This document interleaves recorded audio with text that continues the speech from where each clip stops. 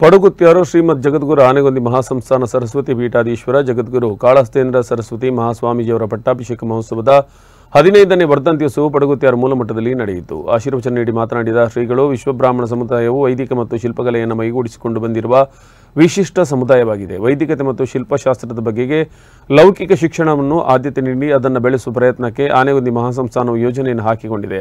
ಈ ಯೋಜನೆಗಳಿಗೆ ಸಮಾಜ ಬಾಂಧವರಿಂದಲೂ ಪೂರಕ ಬೆಂಬಲ ಮತ್ತು ಸಹಕಾರದ ಅವಶ್ಯಕತೆ ಇದೆ ಎಂದರು. ಈ ಸಂದರ್ಭ ವಾಸ್ತುಶಿಲ್ಪ ಮತ್ತು ಶಿಲ್ಪಕಲೆ ಸಾಧಕರಿಗೆ ರಾಷ್ಟ್ರೀಯ ಪ್ರಶಸ್ತಿ ಪ್ರದಾನ, ಸಾಧಕರಿಗೆ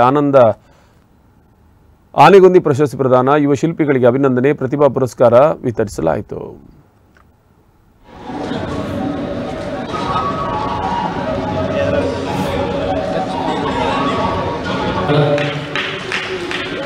ಬೀರೂರು ಸಮೀಪದ ಹುಲಿಯನಹಳ್ಳಿಗೆ 400 ಗ್ರಾಂ 2 ಸ್ವರ್ಣಕ ಪದ್ಮಗಳನ್ನು ರಚಿಸಿದ್ದಾರೆ.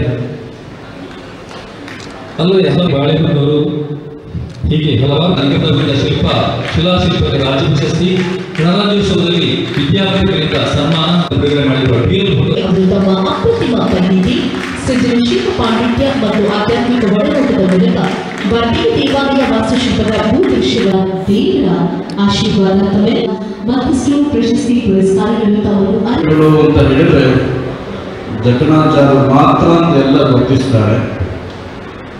ಜಕಣಾಚಾರ್ಯ ಸಮಕಾಲೀನರು, ಅವರ ಹಾಗೆ ಪ್ರಸಕ್ತಿ ಪಡೆದಿರ್ತಕ್ಕಂಥವರು, ಅವರಷ್ಟೇ ಶ್ರೇಷ್ಠರಿರ್ತಕ್ಕಂಥ ಅನೇಕ ಶಿಲ್ಪಿಗಳಿದ್ದಾರೆ.